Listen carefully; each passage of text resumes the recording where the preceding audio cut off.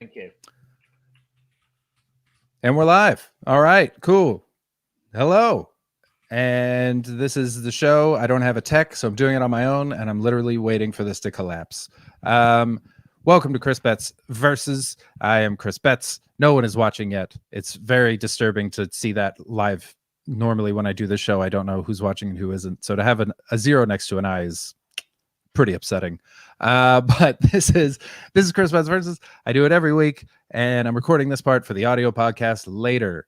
I think that what I might do, this is really, I can see both of you guys and no one's watching yet.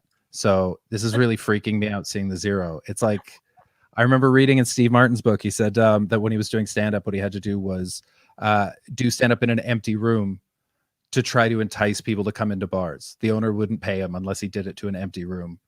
And that's what I feel like I'm doing right now. But we're going to turn it into more of a podcast vibe and forget that no one's watching yet, and we'll bring it around. We'll fucking bring it around. Is this on YouTube? I'm watching. This is on oh, nice one. Cool. So this is on YouTube and Twitch, yeah. Can you see me as a number one? I can't yet. No, not yet. Oh, so you don't know. People might be watching because I'm watching, and if it's still zero, then we just don't know. Oh, that's true. Very possible. Well, if anyone is watching, howdy. This is Chris Betts Versus, the internet's only live stream game show comedy podcast. Hey, Alex, how's it going? Nanonic, hello. Thanks for watching, guys. It literally shows zero in the top. I think StreamYard's trying to crush my confidence. I don't know why it would do that to me. Everything else is showing up. This is bullshit. Well, thanks for watching, guys. It's good to have you in. If you haven't seen the show before, this is a debate comedy game show where I'll argue the opposite of anything anyone says. It is very silly. It is pointless, and that's what I love about it. I miss doing it live because I miss the seeing like the vitriol in people's faces as they watch me say terrible things. I mean, last time we had my judge on, I had to argue why his new son was a piece of shit. Hey, Dr. Greggles, how's it going? I'm very curious as to what your PhD is in with Greggles, but I want to say clowning. So welcome to the show. If you haven't seen it before, just so you know, just because I say a thing doesn't mean I mean that thing. It's a lot like when your parents told you were planned, and every day's been a gift. So I bring in comics onto this show. We argue random things. And one of them will be a contestant. One of them will be a judge. Normally, I have a tech who runs the show for me, and he organizes all the streams and make sure that nothing crashes. But he is teching the Leicester Comedy Festival, which you should all check out, and is fantastic. And actually, I'm doing a show where if you want to argue with me, I'm doing that on Sunday with Alfie Brown, and it's £5 for a ticket. Do I have a banner for that? Yeah, you could get. Look at that. I'm learning things. Ooh, a whole. Look at that. You can buy tickets. Pretty cool. So, if you want to watch the show, hey, Baldy, welcome to the stream, buddy. If you want to do that, you can. It's a Leicester Comedy Festival, but he's gone, so I'm doing it from my computer. If you've watched my streams before, you know that I have a habit of just crashing out of nowhere and freezing. So we're going to stream this as long as we can, and if it crashes, then we're going to record it onto Zoom. But until then, we're going to proceed like everything's going to be just fine. And speaking of everything's just fine, let me bring up my guests today. They are my favorite sketch group. They're so funny, both as individuals. I knew them both when we sort of started comedy in London. We did the open mics together. And then as a duo, they're just so goddamn funny. I love them so much. So it's a pleasure to bring them on. They are Amy Gledhill. I almost said Amy Cantrill, like you're married. Amy Gledhill and Chris Cantrill. So please, in your houses where we can neither see nor hear you, clap, cheer, and welcome to the screen, Amy Gledhill and Chris Cantrill. Yay! Hello. Flawless. I think that went pretty well. People in the chat already saying, "Oh God, please never let them marry." Yes, that feels. Yes, feels right, doesn't it? If only for Nicola. That's my only. My actual wife. Yeah. Yeah, and I could have a husband as well. You could have a husband if you put it settled down for her. You'd make a great wife, Amy. You'd be. I want to watch you guys get married just so that I can watch Chris screw up in social situations and watch you apologize for him. We don't need to be married for that. That's kind of that's our business dynamic. That's our MO. That's what we've been doing for 4 years. Yes. It's been working out. Yeah. Oh, Amy says, Baldy's saying Amy's too much of a fuckboy to have a husband. Amy, what do you say to that, huh? Well, I mean, it's absolutely true, and I wish I knew who Baldy was, which one of my conquests Baldy was. but no, it's because my username, as a little joke, is I can't remember what it is. Fuckboy 98. 98. Nice. How old does that make me? 23. Yeah, so it's not accurate because I'm obviously famously 21. Yeah. But yeah, great. Well, welcome to the show. I assumed that it was a fuck count. I thought it was fuckboy 98, like woo, and then later on it's 99, and then 100, and then we have like a confetti thing on the stream. And it's the count is just going up and up while I'm streaming. You can't see below here. We'll get like to 100 to 98.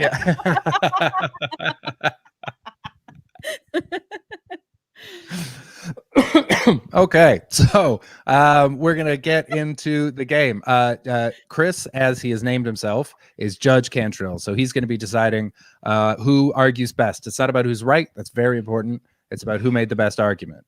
So look at him literally rolling up his sleeves right now. You've given him power. This is dangerous.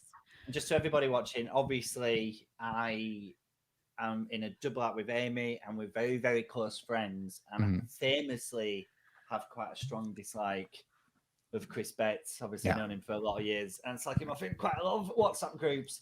But bearing that in mind, I'm not going to pick favourites. It come down to who can argue the best. That's all I ask. That's a good judge. I'm going to say I object and sustained like quite a bit. Great. Okay. Yeah. Sustained. Excellent. And I'll kind of just do that depending on how it's going. And if I feel that I haven't spoken enough in the last like 5 minutes or something, I'll just do that to do a little bit. Just toss in a sustained. Excellent. Good. Sustained. Yeah. Did you get the speed round? Yes. Oh, good. Cool. All right. Good. Just making sure everything's all set. We are ready to go. So for the first round, Amy, I think you brought a topic. What have you got? Yeah. So I get to pick whether you argue for or against it, right? Yeah. Oh, thank the Lord. So I want you to argue for the idea that every household should be given a state-sanctioned horse to look after inside of their property. Okay. I mean, I'm glad that ended with because I thought you were just going to say whore. As my counter ticks to 99. Every house. Imagine getting the call on when you're on Universal Credit and you're like, you've got to go for this job. Yeah. It's civil service. You're a state sanctioned whore. There's room and board. You're sharing a stable. Okay, so everyone gets a state sanctioned horse. This horse has been checked out by the state and it's fine. I think here's a caters to all disabilities. Thank you, Nanonic, helping out already. We're all suffering a lot of stress right now. Everyone's very tense. We all need we need animals, and the problem with like the pets that we have, cats, dogs, birds, etc., is you can't really ride them. And there's nothing quite as calming as being like just on someone, and just letting all of your weight just drift away. That's why babies do it. You put babies on your chest when you lie down and it makes them feel safe. And I tried that on a dog, and now I don't have a dog anymore. It's not dead. It was just taken away from me by my whore.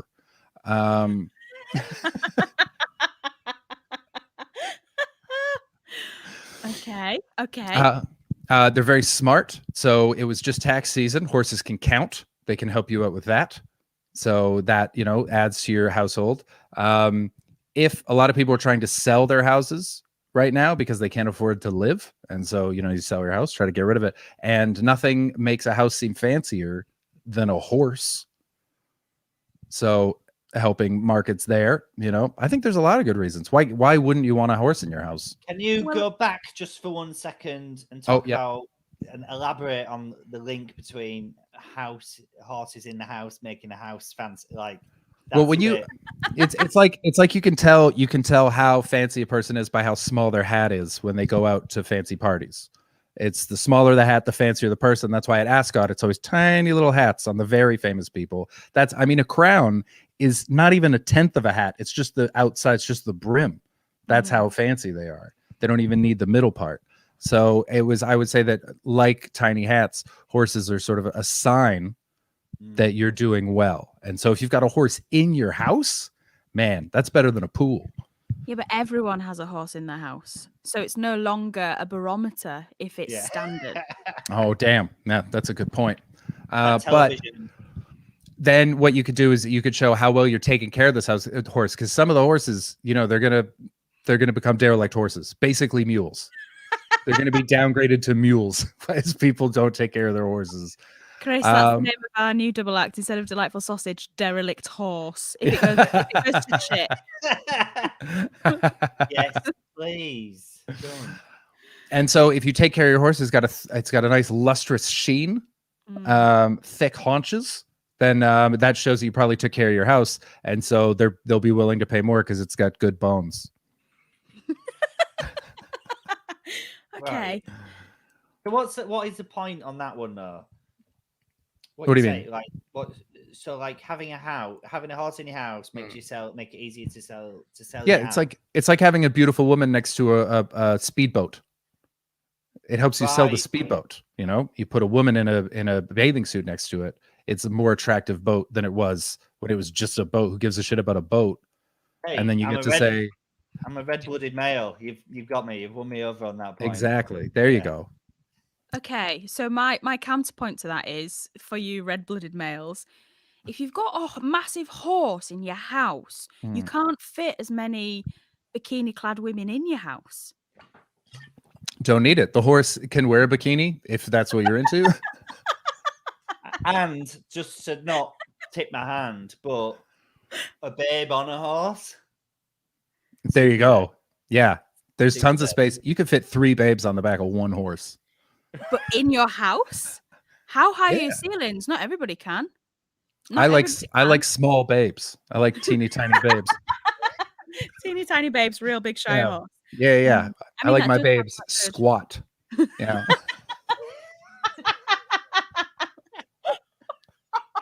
And if you've got the serving hatch open, then you can sort of split the difference with your horse. You can put the horse's head could go through into the kitchen. Like if you got the hatch open. Judge Cantrill, I know being a judge, you're probably very middle class, upper class maybe, but who has a serving hatch? I wasn't going to say anything because it sounds like he's on my side, but I don't even know what a serving hatch is.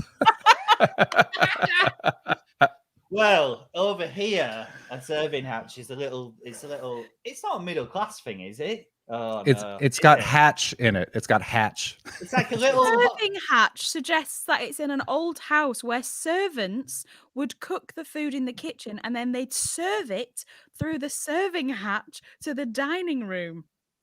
So you don't have to see their stupid servant feet. But they don't.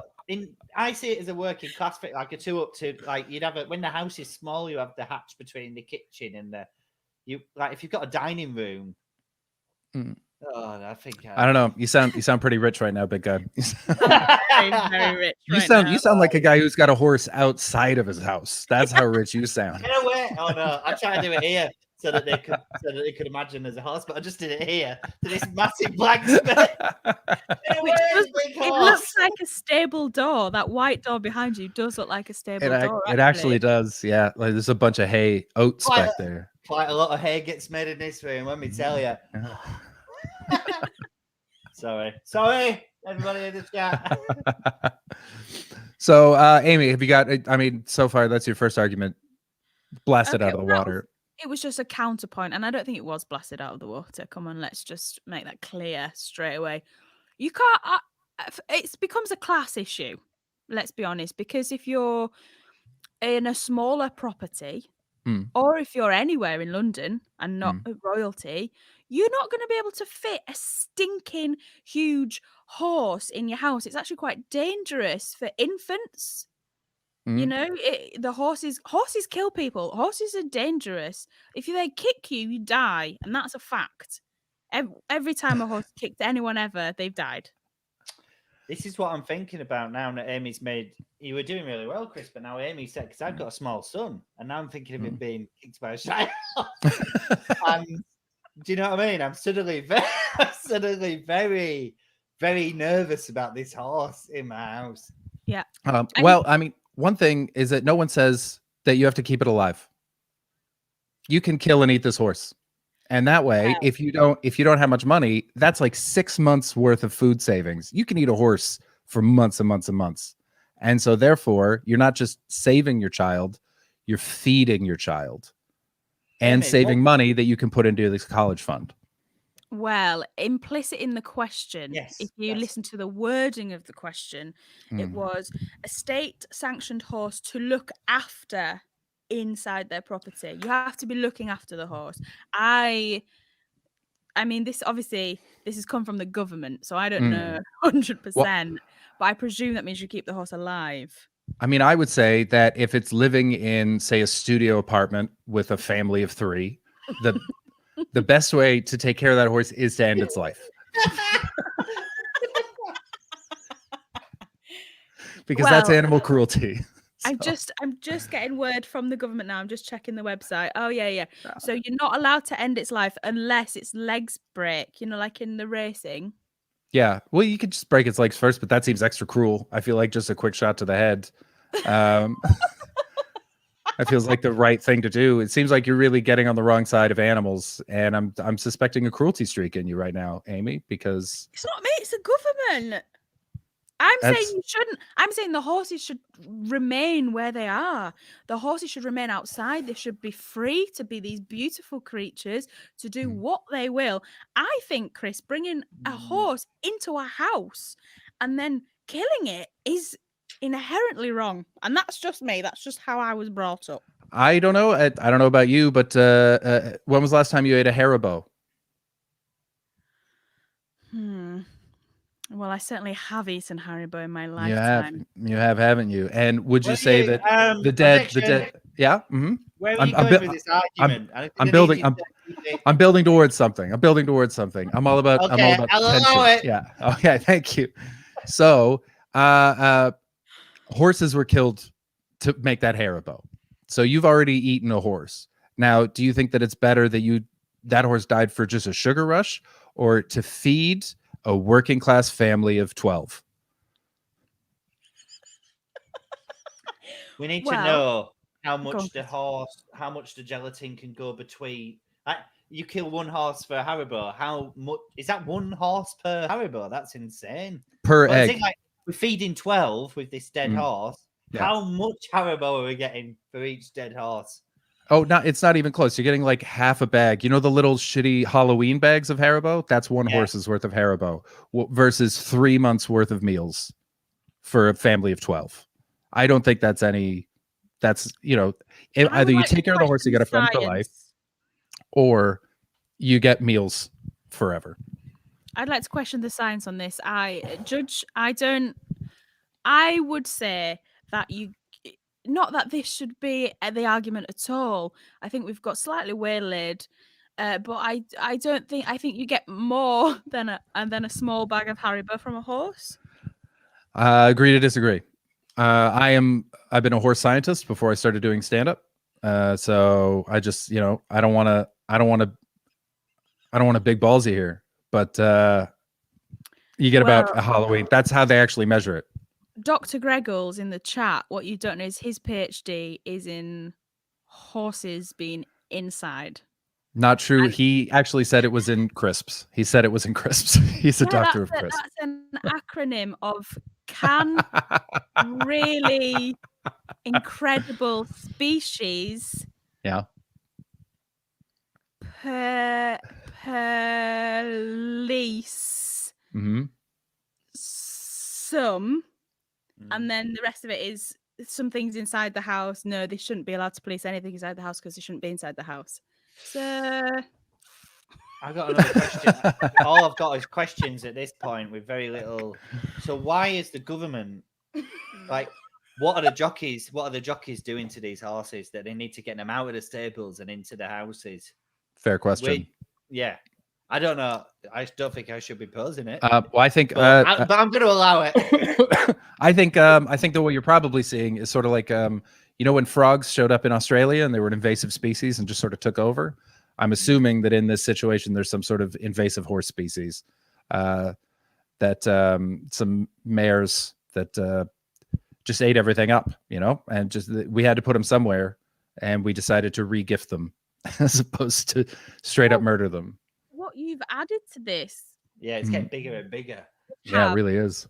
That the species is an invasive horse species. That's kind of, it doesn't sound like a good thing, and then you're putting them in houses with vulnerable people, I imagine people she's right. In a tricky situation, I don't think having a horse, an invasive species of horse that nobody really knows what to do with, science can't deal with, horse trainers can't deal with it. They've put it in your house. But well, here's why, and I just want to shout out this pun right here. Strong. But oh, hey Chico, how's it going, buddy? Good to see you. So I would say what they're doing is, because what makes it an invasive species is the mating. That's why they're separating it one horse per house, and it can't get out of the house. So it's like a quarantine situation. The numbers will dwindle to a reasonable size. So it's not just about feeding these families or giving people comfort. It's about also controlling the numbers of the species. My counter argument to that is, in lockdown, people are also separated and they're not mating, and they're getting very horny. And now if you put a horny horse with a horny person, Chris is back in. I think we're gonna get, again, I'm not a scientist, but I will bet everything in my bank account that horses and humans can mate, and I think you're gonna get a lot of pregnant mares with half human, half horse. Do you want that? This is something poked up spine. This is something that I can't believe that I've looked into, but I have looked into, and you can't crossbreed that way, so we're fine. And the sex will happen, but that will only increase earnings for people with OnlyFans accounts, which will take extra burden off of them for the government. This is going to lead to that's a win-win. Horse abuse, Chris, and you know it. Horse love, and we're calling the argument there. Horse love. Last words. There's lots of issues around. There's lots of issues popping up around safeguarding these horses. Amy lives in a fat chair of like 5 adults. Are you seriously telling me that one of those adults isn't slipping down and tugging that horse off in the night? Yeah, for money on camera, like an adult. Like an adult. Well, I suppose. Yeah. That's their prerogative, isn't it? Yeah. Yeah. Just remember the image of the shy horse kicking your son, and then now make your decision. Right. But has he been tossing this horse off? I don't. Is it a justified kick? I don't know. I definitely don't think, because we're across like 3 different streaming platforms, we're definitely in breach of some of the terms of service at this point. Right. I know this isn't the format at all, but could you give me like a close it, like a concise? No, you just have to decide. It's not my show. Guys, I feel like I should have a gavel. If it was my show, I'd have given you a gavel. So far away. You are so far away from me right now. By the way, we got Cat Bomb. Welcome to the stream, Cat Bomb. Is Cantrill broadcasting from the cabinet war rooms? Yes, this is where Churchill tossed off that big horse. Just going spare in the pandemic, so they said I could move in. So, Chris, what are you going with? Who gets this point? I've made some notes, but I'm really angry with myself because they don't make any sense. I've got can't ride birds, baby weight, dog living with whore, tax, horse fallacy, class issue. Amy said counterpoint, and I remember being like, "Whoa, that's impressive." Thanks. It's a class issue. She said it's a class issue. Yeah. Haribo invasive species. Mm. So, in many ways, I feel like you don't know quite enough about the lot of detail, but I understand I have to make the judgment based on what we've got. Yeah. I think I've got to give this round to Chris because Yes. I think there's so much information. Like there was a gap exposed. Like we spent so much time talking about tossing off this horse, but the government there's no moral. The government aren't tying us into any moral. We've got a horse to do with what we please. Mm. So we're tossing it off, eating it. It's out. Oh no, they do say take care of it, but tossing it off into a bucket in the living room could definitely be. So well played on that round, Chris. I've got to give you the point. Thank you very much. I'm going to cherish that one. I'm sorry, Emmy. I'm sorry, Emmy, but I've got to go on the evidence, so it's all right. Everyone's warming up. He's done this load. You'll get there. Yeah. Well, when I send you a gift of a Shire horse to live in your cabinet war room, we'll see how you really feel about it. No, we shall but see.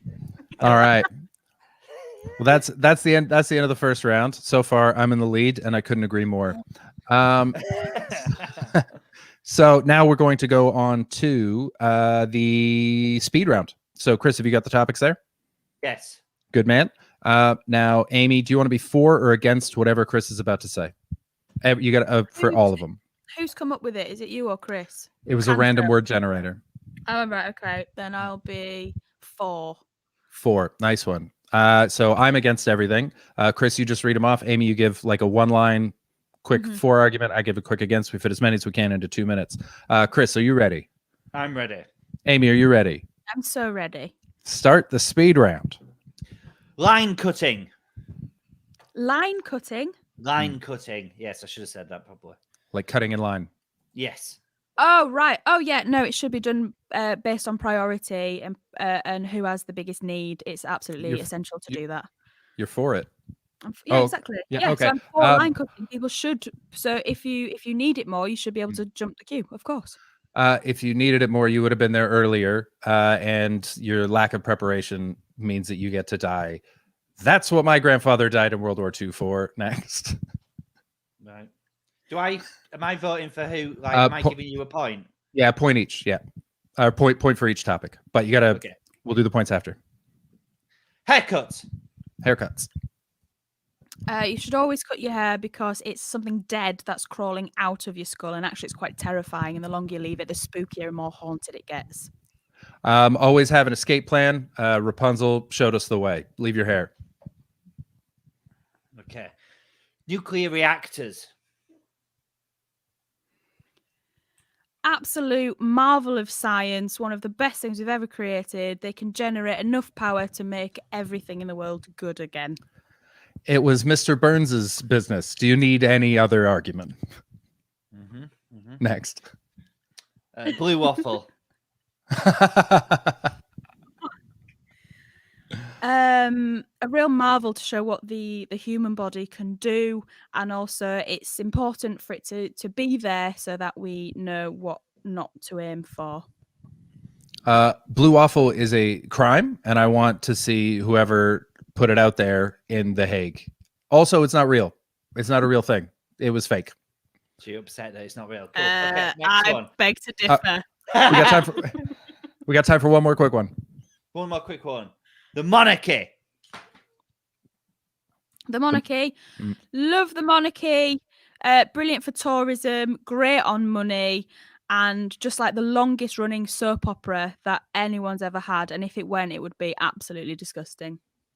Brought in their first black member, deported her within 3 months. Get with 2021. You need a new group. That's the end of the speed round, everybody. All right. So, Chris, how did we fare? So I think it went on line cutting. I think Amy smashed it. I agree with Baldy on this. Just out there. Sorry. Line cutting. Fair enough. Line cutting. That's to Amy. Haircuts. Very natural process. I think Chris just snitched in on there. obviously doubly ironic considering the situation. Nuclear reactors. Amy is exactly right. They are great. Nuclear power, like we love nuclear power up north. Employs a lot of northerners. Blue waffle. I don't. Amy gets it because on a technicality, because I don't believe that it's not real. I think it's definitely. I mean, if some of the pictures Amy showed me is anything to go by, it's very, and it does not respond well to antibiotics. And finally, in the monarchy, Chris is bang right. They have doth cast out the queen of our hearts, Meghan Markle. So after that round, it's 2 to Chris, 3 to Amy. Oh wow! Okay, so that makes us tied. Did I win that round? I think you won. Yeah, man, this is nonsense. Oh, Baldy only meant the monarchy one. All right, fair enough. Yeah, Baldy, back in my good books. Okay. So total, that's 3-3 then, right, Chris? No. Oh, sorry, I only won 1 in the speed round. You won 2, so it's I won 3, 2. 2. We only did 5. Cool. So yeah, she won 3, but I won the first round. So she's got 3 points total. I've got 3 points total. Yeah. Okay, cool. Just checking. Nice. So now we're gonna go on to the regrets round. The way the regrets round works is, Amy, you're gonna tell me something that you regret about your life, and I'm gonna tell you why it's the best thing you've ever done. Or you can tell me something you're proud of, and I tell you why you're a real piece of shit for thinking that. So which one have you got? I've got a little regret for you, actually. Excellent. If that's all right. Absolutely. Should I just tell you it? Should I just go right in and tell you it? Go for it. Oh, I think you broke up, but you're back, or I broke up. Am I back? Oh, is everyone here? Okay. Yeah, everything was smooth on this end, but yeah, go for it. Can you hear me? Okay, perfect. Okay, so my regret is, yes, I can hear you. Chris, Cantrill? Yeah, I'm having a great time. Yeah, great. Yeah. Okay. So my regret is going to a boyfriend's house when I was younger for the first time. I hadn't met his parents. I needed a wee. There was some situations going on, and I decided. Well, he suggested I did a wee in the sink.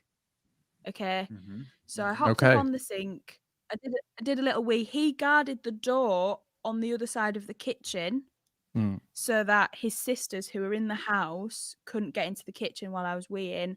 But then his parents, who I hadn't met, came through the back door from the outside into the kitchen, and that's how I met them. And I had cystitis, so pissing was very painful. And once I started, I had to keep going. So I was just making eye contact while pissing into the kitchen sink, and I do think about that moment quite a lot. Thank you for sharing that. So that I is like that. Okay. All right. Well, okay. So how old were you again? So I was maybe 16, 17. 16, 17. And I just want to Alex sort of, yeah, we're all thinking that. Oh no. Oh no. So I would say, so you're 16, your boyfriend was 16 as well. He wasn't like a 22-year-old weirdo. No, he was maybe 18. He was 2 years older. 2 years old. Okay, so you're 16-year-old dating an 18-year-old. And why didn't you go to the toilet? So he had like a million sisters, and his sisters were always in the bathroom, and I was panicking, and I was like, I have to piss, and because of this cystitis thing, I was like, I have to piss, and I have to piss now. And it was a choice between the garden, but it was daylight, or the kitchen sink. And you chose the kitchen sink. Yeah. Was it your choice or was it his? Did he say do it in the kitchen sink? I think it was like a sort of joint decision. He was like, you can go outside, but I was like, oh, I can't. Oh, you can do it in the sink, baby. Don't look at that flashing red light. That's kind of what I was picturing too. I was like, who's this sink recommending creep? Okay, so how long had you been dating him? Tell me about this man. Okay, so I'd had a because he was 2 years older. He was in the top of sixth form college. So I'd had my eye on him for a while. He was Mm. very, very cool, and I wasn't, but I got him, you know. So I was very like excited to be dating him, and so maybe we'd been dating for a couple of months, and then he was like, "Come to my house." Mm. And meet my family, and it was a big deal. And he was a punk. He was like cool. He was like a punk guy. Okay. And it was a Hence big- the sync pissing. Okay. Yeah. Yeah, All sure, right. Yeah. sure. It's coming in. It's coming in now. How long did you date after that? Surprisingly quite a long time. Maybe I think altogether we were together for about a year, but his family never warmed to me. Understandable. They never warmed to me. The mum's wedding special china had all the enamel blasted off of it.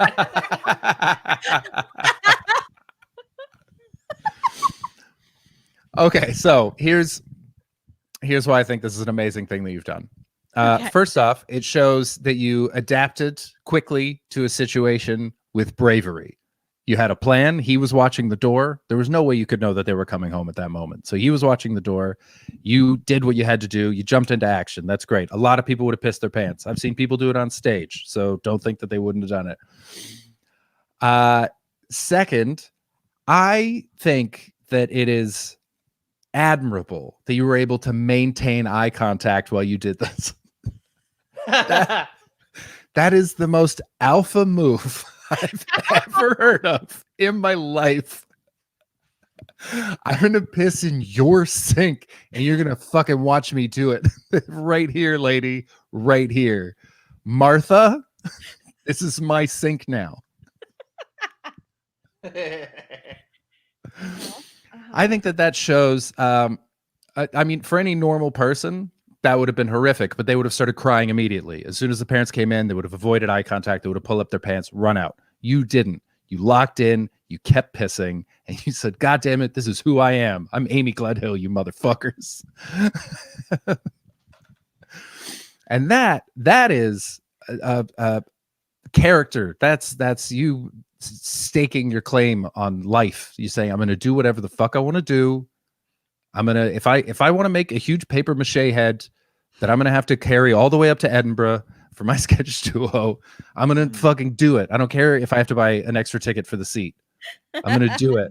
I'm gonna piss in the sink. I'm gonna bring the paper mache head. It laid the foundation for you to take all the risks that have led to your current success.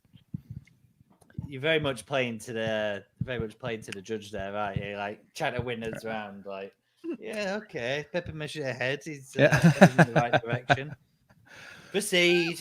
I honestly think I genuinely like if you'd like started crying and run away, that would have been different. But the fact that you locked eyes with this woman, and did you leave afterwards or did you have dinner at their house?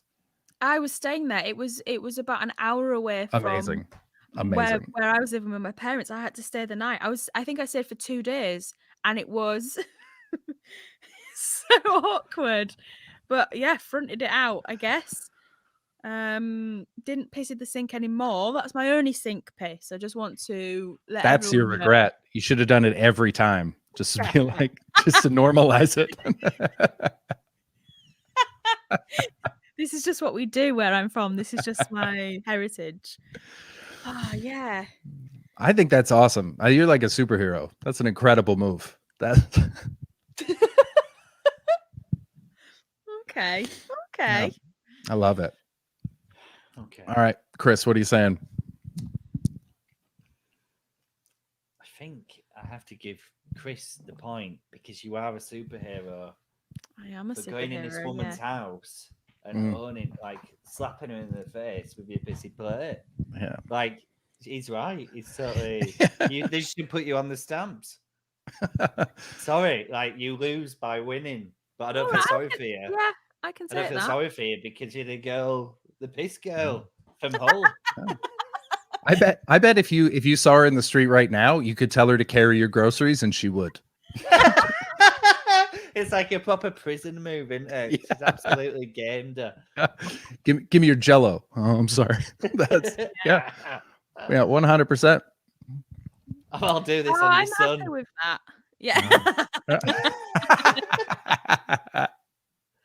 Yeah. I think Chris eloquently argued. Beautiful story, one for the ages. Yeah, I love and he's that. made me feel better about it. So thank you, Chris. That's good. That's good. Good. That's why we do it. That's why we're here. It's about unburdening. Oh, Baldy has a question. Did you use the bathroom at any time over the 2 days, or did you just hold it? Oh, I did use the bathroom. Yeah, but Chris is right. That's my regret now. I should have just stuck to my guns and only done it in the sink. Maybe I'll start doing it in the sink again in this shared house. Just that's gonna play with some minds. I mean, you just moved in. Things are going to be tense, because with lockdowns and everything, there's going to be a power struggle. I think it's time you put yourself at the top of that. I mean, I know you live with Chris Gow, and he's a sweet man, but he's not going to take over. He'll follow you.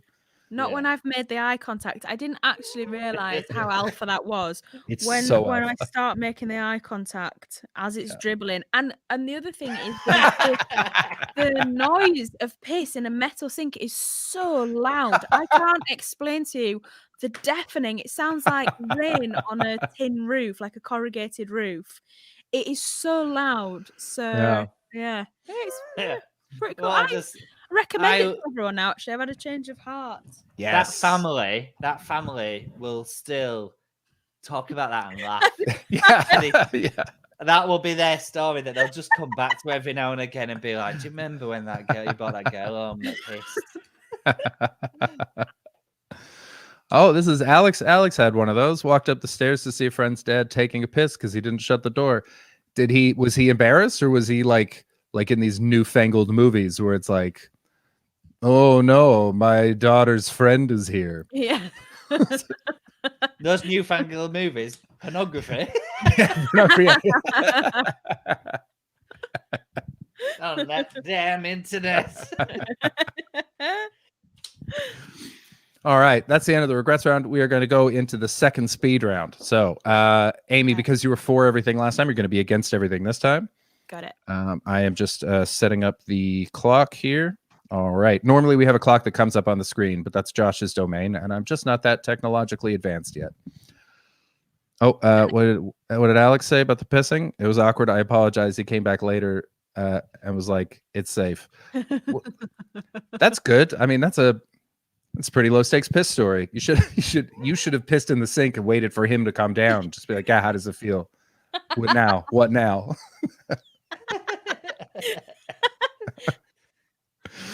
All right, we're gonna go on the speed round. Chris, have you got the topics up? Yes.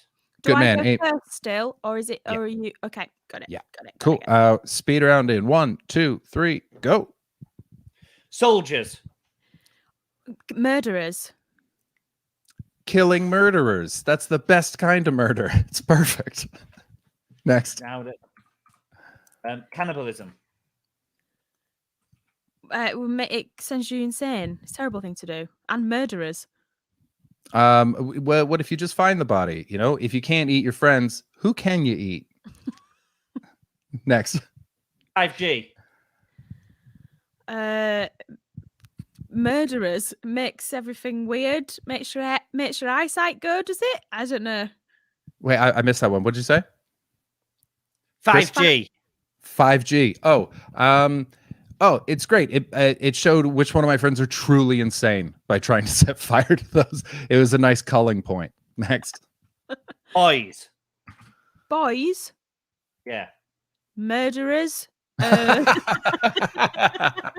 Just gross, aren't they? Just real gross, smelly, insecure, bad eggs. All of them. Every single one, probably.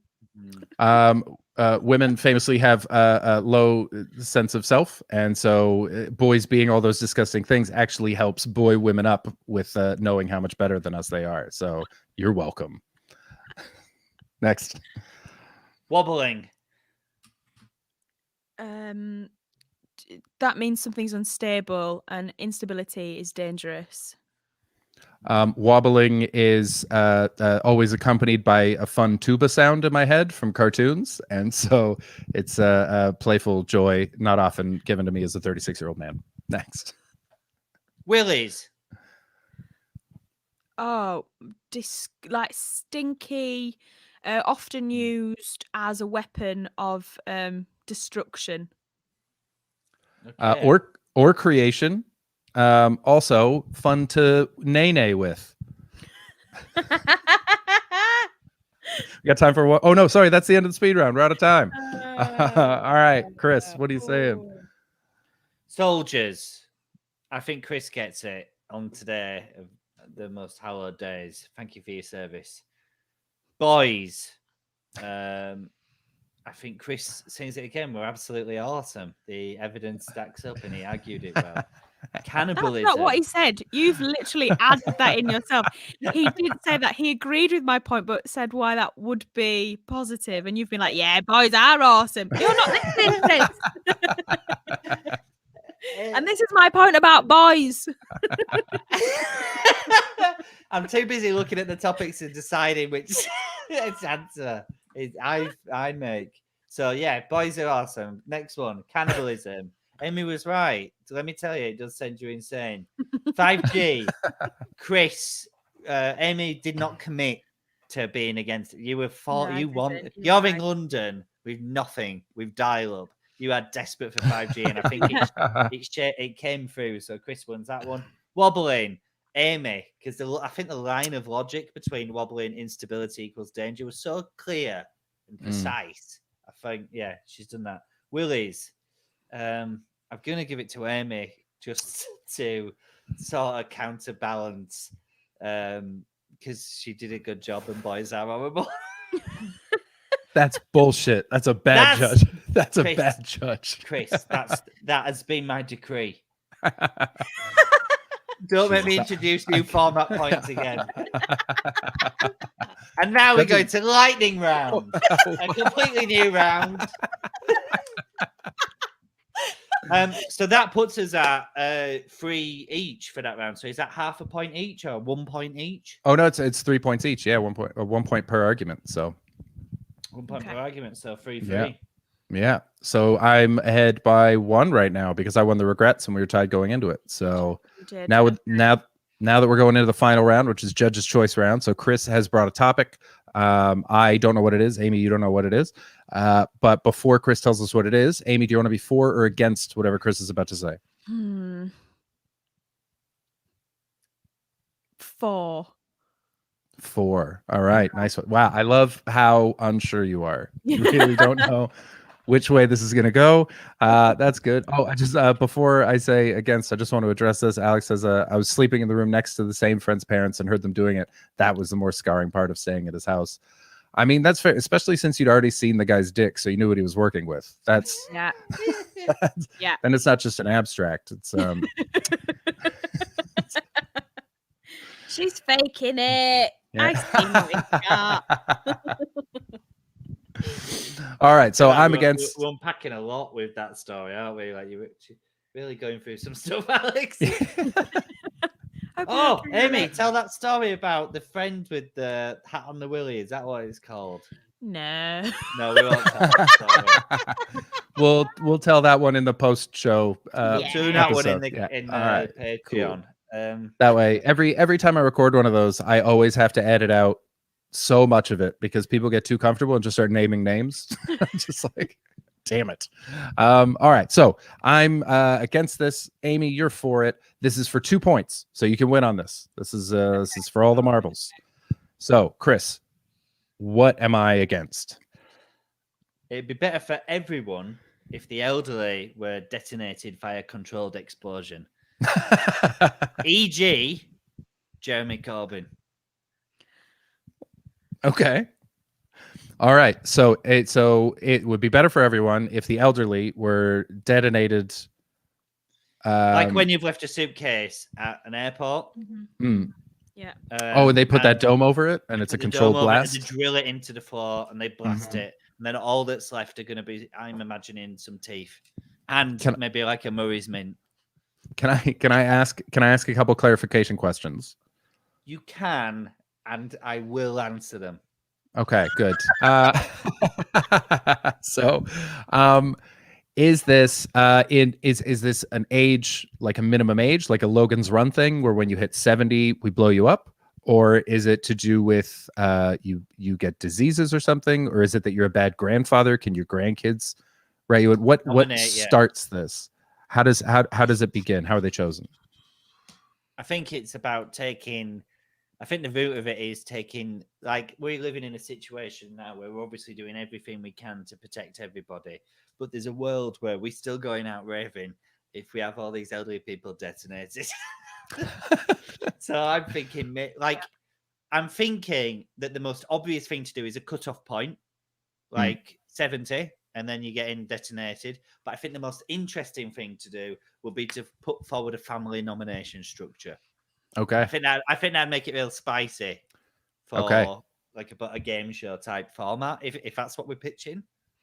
Yeah. Okay. Fair enough. Yeah. So now it's on TV. That's great. I'm gonna say that it's rude to blow up your grandparents. The fact that this is within the family is especially cruel. These people raised your parents. They gave you money and sweets when your parents weren't looking. They never spanked you. Your parents spanked you. They taught you how to steal a car. I don't know what your grandparents did. What I'm saying is grandparents are always the best member of your family. And so as long as you're not in an interracial relationship.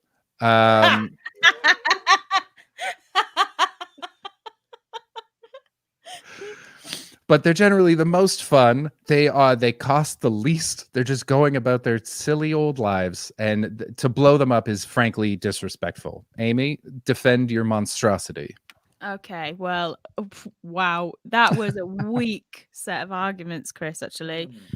Let's just unpick the last one. You say that they're the cheapest member of the family. I'm sorry, but care homes are very, very expensive, really expensive, and can actually be crippling to a family who have multiple elderly relatives. That can put you to bankruptcy. That can absolutely ruin your life. It's more expensive than childcare, and you don't have that option. If you've got elderly relatives, you can have, a lot of people have the choice of whether they want a child or not, but you don't have the choice of whether you want the burden of an elderly relative. You could have, between the two partners in a relationship, you could have 8 elderly people to feed and house, and they don't have income. And we know that pensions in most countries, but especially this one, are terrible. So the burden falls solely on you. Okay, so let's just get that argument out of the water. Also, you said that they're like fun. I think looking at elderly people struggling is one of the saddest things that another human could see, because not only do you feel empathy for them and the pain and the struggles they have in their bodies, you also see your own future, and it's terrifying. It's a really sad thing to look at. It's like desperately sad, and all it does is remind you of death and your immortality. I would say that argument is also poo-pooed. The quiet dignity of letting them keep their elegance and grace and be detonated under a dome. Yeah, I feel like you're leaving out the end point of this.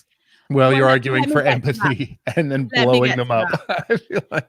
Let me get to that. So, the good thing about being detonated is you've got you've got a date. You know when it's coming. You as a family can prepare for that, okay? But the family voted for you to be detonated. It was their choice. Perfect. Even better. Do you think they'll want to celebrate with you after you chose to have them killed? It would be the right thing to do. I think if you're an elderly person in the family and you'd know, if I was 75, right? And my husband was 80 and I had a gammy leg and it was stinking and I was making everyone sad and I was a burden on the NHS, as all elderly people are, then rest in peace, Captain Tom. Rest in peace. God, getting free holidays in heaven. Yeah, well, that's the thing. I'd be like, I get to be a hero in this situation. So that, like, they've picked me, but we all know it's the right thing to do. And also it's an exercise in morality for the whole family, which is great because then it gets the whole family talking. You're all communicating. You're thinking about bigger philosophical issues, which is a real positive, I think. Yeah. And and just that thing of being able to prepare for it, like knowing the day when you're going to die, probably means that you're going to live your life better. You probably, it's not just going on until somebody picks it. If it is the age thing, if it's like, okay, when I get to 70, I'm being detonated in a controlled explosion, I'd be like, I'm not wasting my 60s. I feel like a lot of people waste their 60s. They've given up. And this would regenerate that decade, and people would live better. But it was panic onto it. Yeah. Like but it wasn't age. We agreed that it was your family votes for you to be exploded. And so I would say that if let's say I'm 80, right? My family votes for me to be exploded, not killed. Exploded. I've got 4 days to buy enough poison to kill all of them. You're assuming there that we're not working weekends. It's a full 24-hour service. But there's got to be a certain amount of time to get your affairs in order and say your goodbyes and things like that. And during that time, a lot of old people would poison their family. So what you're seeing is knock-on deaths as a result. And is that okay? Why? I don't think elderly people are the gonna turn to murder as quickly, murdering their own family, because this isn't just one family that's picked it. This is how we do it now, and so it's normalized. And actually, you're like, great, it's my time, and it makes death more like the film Soul on Disney Plus. And you're just kind of like, you're more accepting of it. And actually, I think they wouldn't be murders. It'd be more of a you'd celebrate life more. Death wouldn't be as scary. It'd become more normalized in our culture. And I think I poo-poo the murder thing. I think you're reaching there. And as obviously, I think we're all knocking around a similar age and stuff. And now, like, so I'm not 22. Totally young. Amy's 22. Me and Chris are sort of like pushing 28 at this stage. Yeah. But you just start to get the first twinges of the fact that you know, like life's like when you're young, life's like a merry-go-round and you're on it for ages, but then you get the first inkling. It's like pop music. You're like, I don't get this anymore. And now it's like, I looked at someone on Twitch and I don't understand any of it. And it's like, I don't want to be dead, but I can now envision that there's a point where it's like, I've had enough. Like some mornings I'm like, I've had enough. Take me out of the system. But then just legalize. Why not legalize awesome suicide as opposed to having family members turn on each other? Why not just we say, listen, you can either be taken care of by the NHS or you can take half of the equivalent money that would have cost and put it towards your awesome suicide. You want to be shot out of a cannon? You're out of a cannon. You want to ride a horse off a cliff? We're going to save the horse, but you're going to die. Why isn't that more humane? Because then it's their choice. I don't disagree with you entirely, but this is a stepping stone towards what you're hoping for. So you're still in agreement with me, really. No, my problem is that they have no say in it. It's their kids who probably just want the inheritance. What are you going to do about inheritance related explosions? Because you're going to see a lot of people who can't necessarily pay their bills and are like, oh, this guy's taking up a lot of fucking space and I need a house for this horse. And and so, like, how would you guard against that? I don't think that that's likely. Also, it humanizes it because then they get to choose their date. So it's more sort of a natural thing. You get to decide how to go out, and it's their choice. Explosion is scary. Plus, you're under that dark sort of metal dome all alone under there, whereas you could just be riding with a wig and blowing in the wind and a loose-fitting linen sweater, and just there you go, off the cliff. Thelma and Louise, you and your horse Louise. I don't think these two things are mutually exclusive. I think you could ride in a wig on a horse to your controlled explosion. And I think what it's doing is because this again seems like a nationalized thing that's happening. you're not. Nobody in your family is paying for this, so Yes. it's like you can add a bit of money, you can add a bit of zhuzh to it, you can add ceremony, you can add theatre to it. And what's more theatrical than an explosion? I want to splatter and really expand as far and wide as I can when I one day become a controlled explosion. I think it can That's be a not really beautiful thing. That's not a controlled explosion. Yeah, you're not going you're out, within the dome. You're within the dome. I'm gonna Yeah. splatter against the dome, and it's gonna be beautiful. And it's in the comments, Fortunes for Fun says, "Why control the explosion?" And I think that's a really interesting point, but it's not. We can't get sidetracked down there. Thinking about it though, going into this dome, you know, like you've got a little blanket on, you're wearing like a silver sort of spacey type suit. You get into the dome, it's probably on a blanket, state blanket, fireproof. You can have your favorite music playing. Favorite music piped in through the dome. Beautiful. Yeah. The world outside gets muffled and you enter. It's almost like an embryotic sack type. You start to go, you revert back to being born. And the blanket's like, you know, like Fahrenheit 451, where everything's flammable and they burn everything else. It'll be like that. So the blanket will still be there when you've been exploded. There'll be just some dust on it. And it just sounds like a really good way to go to me. Yeah, of course. But also thinking beyond that, when you've been part of a controlled explosion, you don't need a grave.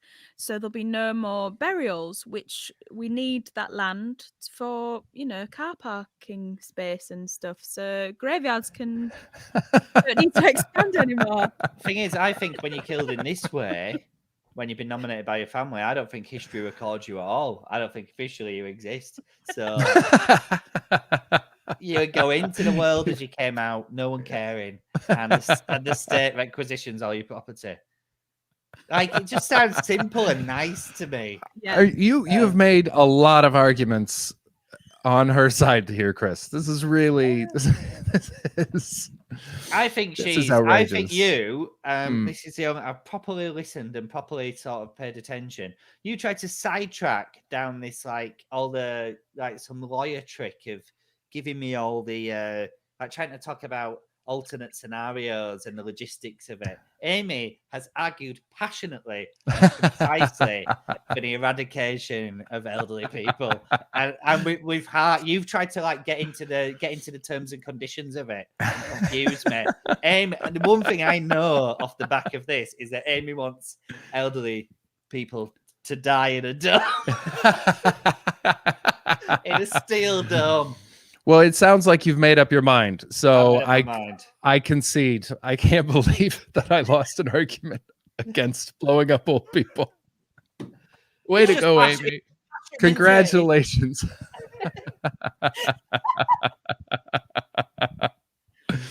Guys, on the stream, round of applause for Amy. She did the impossible. We're all going to blow up our grandparents now. We're all going to inherit houses before the lockdown's over. Congratulations. Oh, thanks, guys. Thank you so much. That was excellent. Thanks for playing, guys. That was great. That was so fun. Great fun. I feel like a terrible human now. I'm gonna have to go and piss in a sink to sort of get my mind off it. You know. Yeah, level out. I get it. Yeah. Normally I ask if people are pitching it, if there's anything you want people to check out. I think you guys just released a radio series that's probably available on iPlayer. No. It'll come out. It'll come out soon. When does it come out, Chris? The 6th, and we just recorded it last week. It's coming out on the 6th and the 7th, and then it's repeated on the 7th of March, 6th and the 7th of March at 9 p.m. on BBC Radio 2. Ooh. And we had to snip out some content, but we managed to keep the word hentai in, so that's something to keep an eye out for. Hentai. Excellent. Well, you've been teaching. Clicked on the wrong one. You've been teaching lessons here. There you go, Alex. You've brightened Alex's life, if nothing else. Thank you, Alex. It's been a pleasure. Alex has been on a bit of a journey over the last hour. Yeah. And do we put telephone numbers up of agencies that people can contact Yeah. if they need to speak to someone about the issues raised? Like, there has to be a hotline for. And I don't have it set up yet, but I'm gonna get an OnlyFans just for videos of me pissing in different sinks around the country. So if you could check that out, that'd be great. You say that as a joke, but you would earn more from that than you ever have from comedy. That is a guarantee. I'd love to do that. I know. I was arguing with my friends about this and about you should just do an OnlyFans, but like, as in, I've worked in an office for 40 hours a week. It's far more dignity in getting my tits out on a private website. Do you know what I mean? Yeah. Go on, guys. Everybody, we're all gonna start OnlyFans accounts. Yeah, let's do it. You guys have a Twitch channel as well, right? Yes, we do, and it's Twitch/The Delightful Sausage, all one word, without I had to take out the underscores because that's what old people do apparently. So it's like The Delightful Sausage, all one word, and that's on Twitch, and it's coming back next Thursday, which is the 11th, and it's a kind of a chat show, kind of a game show, almost certainly going to have catastrophic technical failures. But we pulled it off. Thank you very much. Good work. Excellent. No, yeah, definitely check that out. And your podcast as well. I'm just plugging all your stuff because I feel like you'll forget about it. Yeah, it feels like, yeah. We've got a podcast called Kindness Kills, and there's 7 episodes available on iTunes, Spotify, and it's like a weird show about us arguing and kind of time travel and like sort of dead bodies and stuff. So it's just check that out. Yeah. Okay, sure. Is that? I mean, the way I haven't listened to it yet because I'm a bad friend, and the way that I've been getting through lockdown is sports podcasts. That's all I listen to. It's a sports podcast too. It's just basketball. But the impression that I get is it's sort of like Blue Jam sensibilities. Yeah, Chris Morris. It's like it's very gross and a bit weird, and there's a really big, massive baby called Big Baby Ann who features in it quite heavily, and she wasn't meant to. She was in one episode as a kind of joke, and then everyone was like, "God, that Big Baby Ann character's terrifying and brilliant," and now it's basically the Big Baby Ann hour. So nice, good. Check it out. Cool. And you can see their Twitter and everything is down, scrolling on the bottom. Is there anything else you guys want to pitch or plug? I want to ask you. This was a great show. It was a hell of a time. Thanks, man. When can we watch it again? Where's the next way we can watch? Oh, well, thank you. I'm doing it this Sunday. We'll be arguing with audience members. So I'll have a comedian taking the place of Judge Cantrill, and that'll be Alfie Brown, who's awesome at it. Whoa. Yeah, because that's right up his alley, is just like judging and with like a tinge of intellectualism. It's going to be great. So I think, I'm looking forward to that. And instead of Amy, I'll have dozens of strangers. So that's going to be fun. If you want to come and see that, you can get tickets. Where is that one? Pow.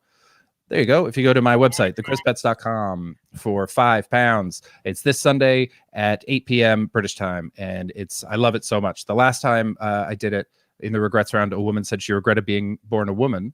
And I argued why it was the best thing that ever happened to her. And in the end, she was like, you know what? Fucking yes. Thank you very much. So it's really fun. Come, bring your regrets. I love to absolve people of them. So that is it for the show. Thank you for watching. I'll be back next Wednesday as well. I don't know who the guests are yet because I forgot to book them. So I'll do that over the next 2 days. But come play the game on Sunday. Follow Chris and Amy. Check out their radio series next month. And we're going to record an extra episode now for the Patreon stream. And I love you very much. Thank you for watching. As always, also, I'm going to be back at midnight with John Hastings, and we're going to be doing our just ramble chat, our wherever the hell it goes talk. So enjoy that. Thanks again. Take care. I'll see you soon. Bye.